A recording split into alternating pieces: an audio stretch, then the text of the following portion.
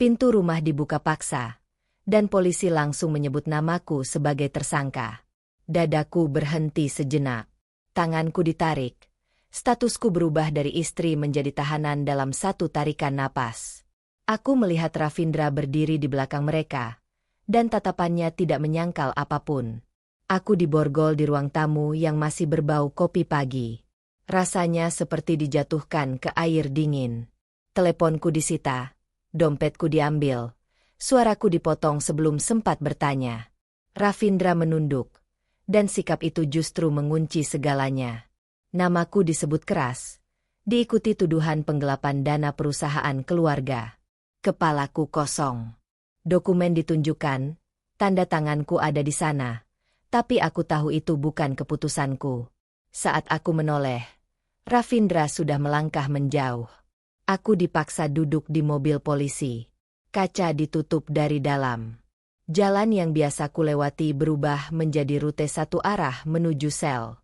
Di luar, Ravindra mengusap wajahnya seolah menangis. Di kantor polisi, pertanyaan datang tanpa jeda. Mulutku kering. Setiap jawaban yang kuberikan dicatat sebagai bukti melawanku. Nama Ravindra terus muncul sebagai pelapor resmi. Aku meminta bertemu suamiku. Penolakan singkat menghantamku. Hak sebagai istri menguap, diganti status tersangka kelas berat. Penyidik menyebut kata, kerugian besar, tanpa menatap mataku. Dokumen rekening dibuka satu persatu. Napas mereka tetap datar. Aku ditunjukkan aliran dana yang diarahkan ke namaku. Padahal aku tak pernah menyentuh transaksi itu. Aku mencoba berdiri. Dua tangan menekanku kembali ke kursi. Tubuhku belajar arti diam paksa. Nama Ravindra kembali disebut sebagai saksi kunci. Pintu ruang interogasi terbuka. Aku berharap melihat wajah yang kukenal. Yang masuk hanya petugas dengan map baru. Map itu berisi laporan tambahan dari suamiku. Kalimat, ditahan sementara, diucapkan tanpa tekanan. Perutku jatuh. Aku dipindahkan ke ruang tahanan perempuan. Sepatuku dilepas.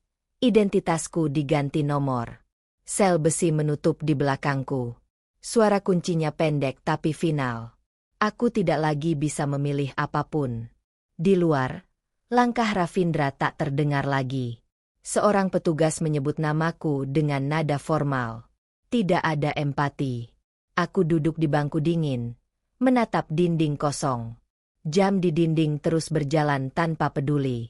Aku menyadari satu hal saat malam turun. Ini bukan kesalahan administratif. Ini operasi rapi dengan satu tujuan, menyingkirkanku.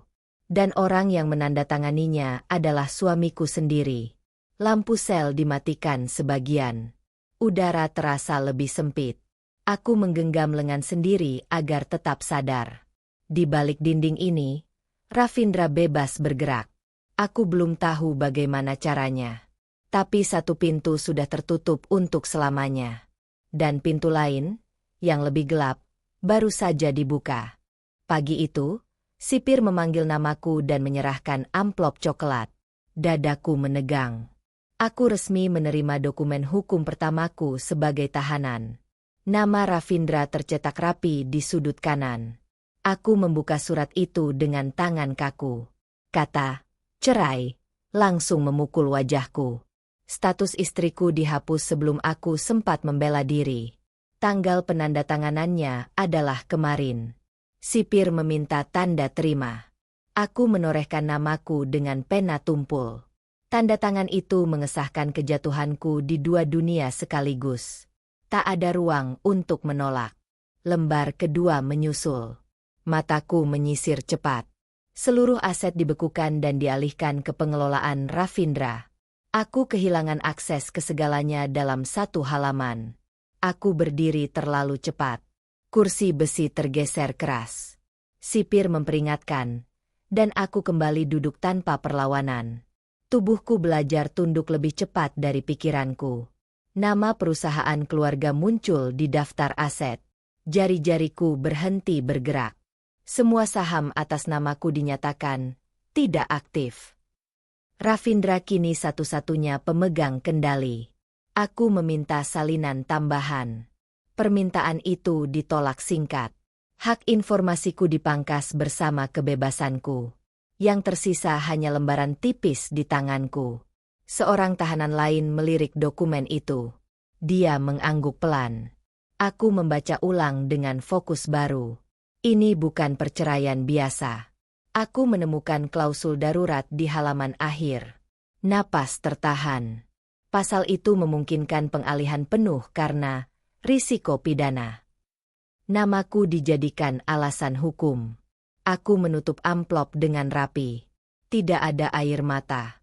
Kebingungan berubah menjadi garis lurus. Ini perampokan yang dibungkus prosedur. Petugas memanggilku untuk kembali ke sel. Langkahku lebih lambat. Setiap jeruji yang kulewati terasa seperti cap kepemilikan baru. Aku tidak lagi memiliki apapun. Di dalam sel, aku menyimpan surat itu di bawah kasur tipis. Tanganku berhenti gemetar. Aku mulai menghitung urutan kejadian. Semua bergerak terlalu sinkron. Nama Ravindra muncul lagi di kepalaku. Tapi kini berbeda. Bukan sebagai suami. Sebagai pelaksana rencana yang matang. Dan aku adalah targetnya. Sore hari, pengumuman televisi sel menyala. Berita bisnis diputar singkat. Perusahaanku disebut dengan nama baru di layar. Direksi sementara dipimpin oleh Ravindra. Tahanan lain bersiul kecil. Aku tidak bergerak. Dunia di luar berjalan tanpa izinku. Dan aku resmi disingkirkan dari ceritaku sendiri. Malam turun tanpa peringatan. Lampu sel meredup. Aku duduk tegak, memunggungi dinding. Kebingungan terakhir runtuh. Aku sadar satu hal yang tak bisa ditarik kembali. Aku tidak sedang menunggu keadilan. Aku sedang dilucuti satu persatu. Dan orang yang melakukannya tahu setiap celahku. Aku mengepalkan surat cerai itu hingga kusut. Kertasnya tipis. Dampaknya permanen. Dari titik ini, aku berhenti bertanya. Karena yang dicuri dariku baru permulaan. Televisi sel menyala lagi saat nama perusahaan itu disebut ulang. Nadiku mengencang. Layar menampilkan wajah baru di kursi pimpinan. Namanya membuatku berhenti bernapas. Nama itu dibaca jelas oleh pembawa berita. Kepalaku terasa kosong sesaat. Aksara Nayumi kini menjabat direktur utama sementara. Keterangan kecil di bawah layar menyebutnya, kerabat keluarga. Aku berdiri mendekati televisi. Kakiku terasa berat. Wajah Aksara muncul lebih dekat dari yang kuingat. Label, sepupu jauh Ravindra, dikunci sebagai kebenaran resmi. Seorang sipir mematikan suara televisi. Suasana sel kembali mati. Namun satu informasi sudah terlanjur hidup di kepalaku. Perusahaan itu tidak jatuh ke tangan asing. Aku duduk di sudut sel tanpa suara. Tanganku bergerak pelan. Aku mulai menyusun ulang potongan nama dan tanggal. Aksara tidak muncul tiba-tiba. Hari berikutnya, koran lama masuk ke sel. Halaman bisnis terlipat rapi. Wajah Aksara tercetak besar di sana. Judulnya menyebut, figur muda berpengalaman. Aku meminjam koran itu tanpa bicara. Mataku bergerak cepat. Riwayat pendidikannya terasa terlalu dekat. Universitas yang sama dengan Ravindra. Nama mentor yang disebut membuat dadaku mengetat. Aku mengenal nama itu. Orang yang sama pernah makan malam di rumahku. Saat itu Aksara duduk terlalu tenang. Aku mengingat cara Aksara menatap ruangan. Bukan kagum. Seperti orang yang sudah menghafal letaknya. Detail kecil itu kini berdiri jelas. Seorang tahanan bertanya kenapa aku terus membaca ulang. Aku menggeleng. Fokusku bergeser dari rasa kalah ke pola. Ada jalur yang bisa ditelusuri. Hari ketiga, pengumuman internal penjara diputar. Jam besuk hukum diubah. Namaku tidak dipanggil. Akses pengacaraku tertunda tanpa alasan. Aku mencatat perubahan itu diam-diam. Tidak ada reaksi berlebihan. Setiap penundaan terasa disengaja. Seseorang di luar mengatur tempo. Aku kembali ke wajah Aksara di koran. Senyumnya terukur. Itu bukan ekspresi orang darurat. Itu wajah orang yang sudah menunggu. Aku mengingat satu momen singkat. Bukan kenangan panjang. Aksara pernah menyebut struktur internal perusahaan tanpa ditanya. Saat itu aku mengabaikannya. Sekarang aku tidak lagi mengabaikan apapun. Setiap detail kecil kugeser ke depan. Nama, tanggal, posisi, dan jeda mulai membentuk garis. Peranku berubah dari korban pasif. Sipir memeriksa sel sore itu. Dia menatap koran di tanganku. Tatapannya bertahan setengah detik lebih lama. Lalu dia pergi tanpa komentar. Aku menyadari satu hal penting. Informasi tidak hilang di tempat tertutup. Ia hanya berpindah tangan. Dan aku masih punya mata. Malam datang bersama suara hujan tipis. Aku duduk bersandar pada dinding. Putus asa yang tadi ada kini tergeser oleh kewaspadaan. Aku tidak lagi menunggu. Nama Aksara Nayumi terulang di kepalaku. Bukan sebagai ancaman. Sebagai titik masuk. Dan titik masuk selalu punya celah. Aku merapikan koran itu dan menyimpannya. Gerakanku terkontrol. Aku tidak perlu bukti penuh sekarang. Cukup satu retakan kecil. Lampu sel diredupkan. Suasana menjadi sempit. Aku menutup mata dengan rencana sederhana. Karena orang yang terlalu cepat naik biasanya lupa menutup pintu. Seorang napi tua memanggil namaku saat aku melintas lorong.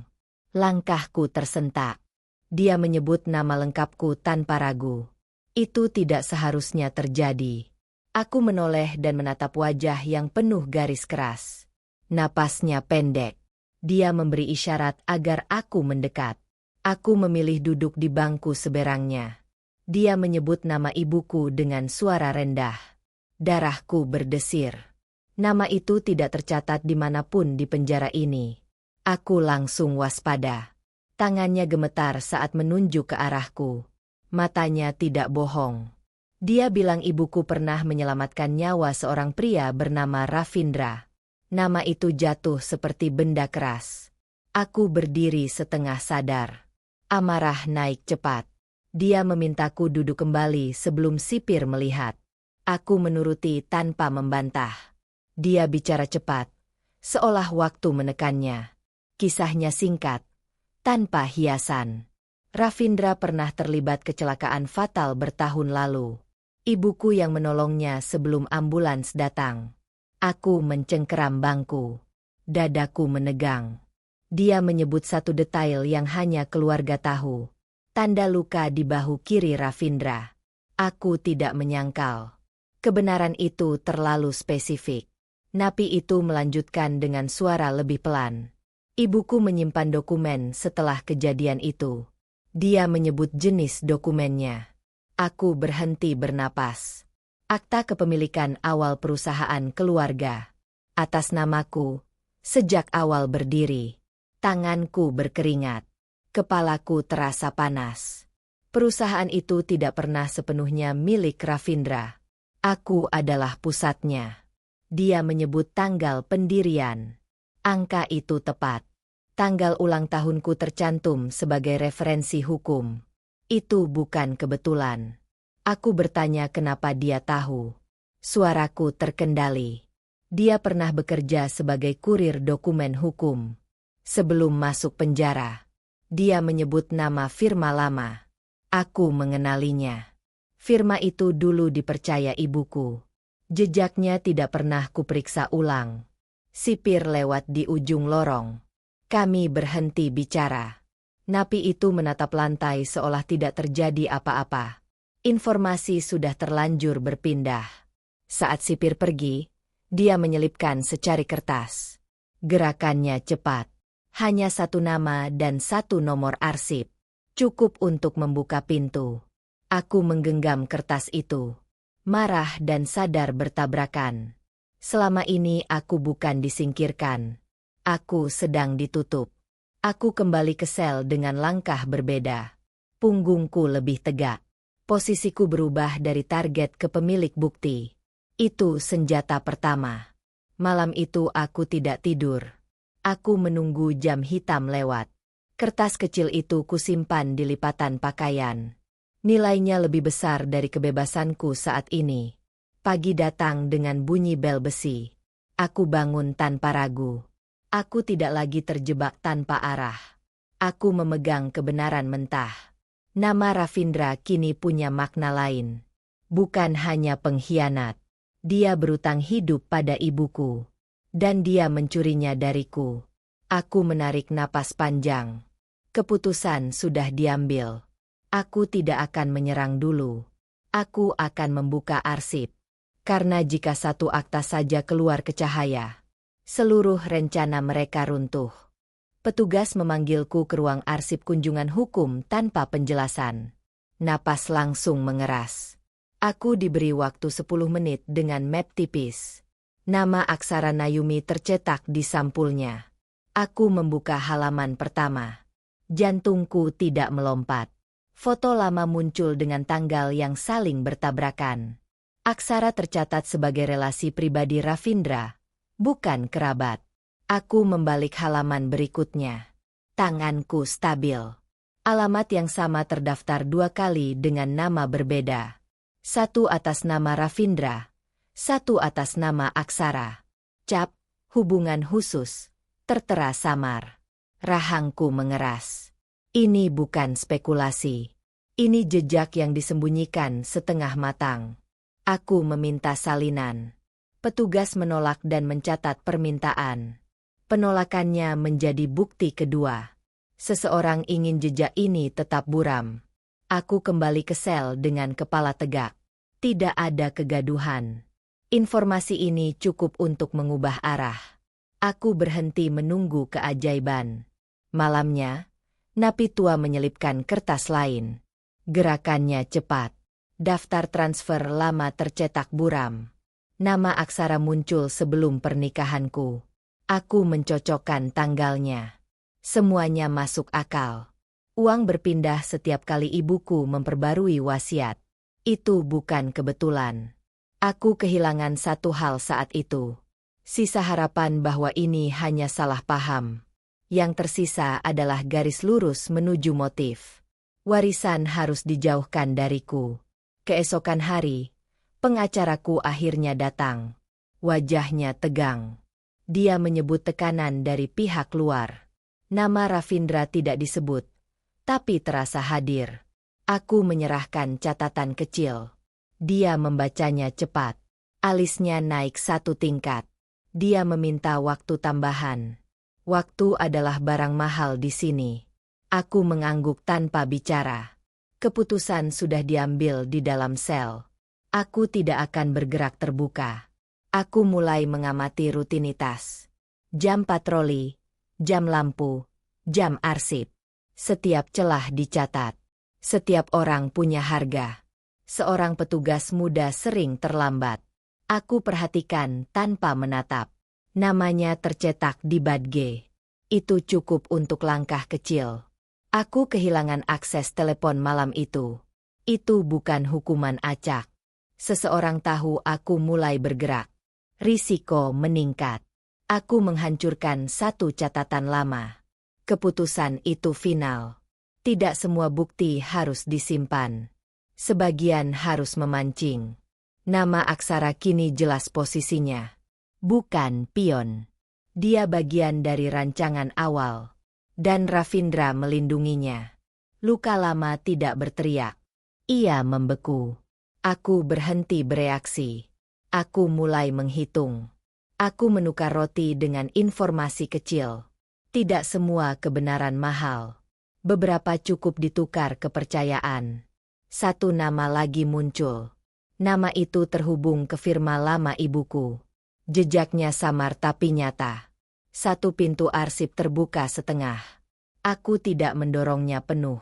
Karena pembalasan tidak butuh kecepatan. Ia butuh waktu yang tepat. Dan mereka baru saja memberiku peta. Palu hakim diketukan sebelum aku sempat duduk. Udara langsung mengeras. Sidang ulang resmi dimulai dengan namaku dipanggil bukan sebagai terdakwa utama. Aku berdiri dengan map tipis di tangan.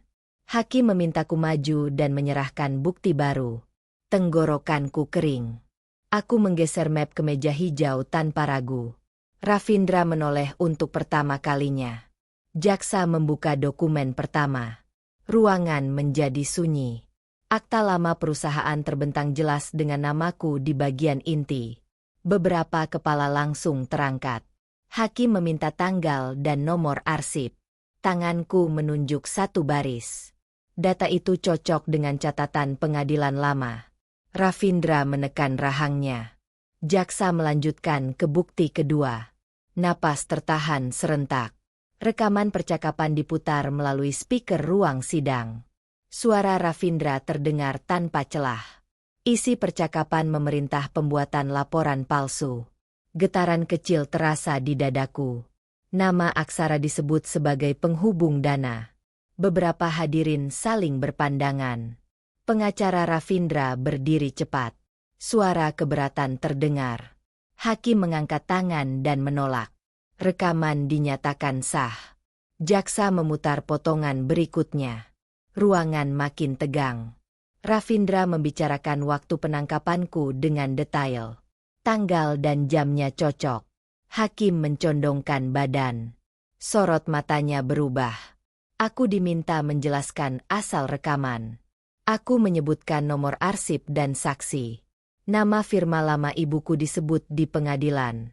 Suara kecil terdengar dari bangku belakang. Catatan arsip mereka dipanggil ke layar. Jejak hukum tersambung rapi. Pengacara Ravindra kembali berdiri. Nada suaranya goyah. Hakim memperingatkan agar duduk. Keseimbangan mulai berpihak. Jaksa menyerahkan laporan forensik. Keringat terasa di punggungku. Tanda tanganku di laporan awal dinyatakan palsu. Metode pemalsuan dijelaskan singkat. Hakim memanggil Ravindra untuk klarifikasi. Dia berdiri lambat. Kalimatnya terpotong oleh pertanyaan langsung.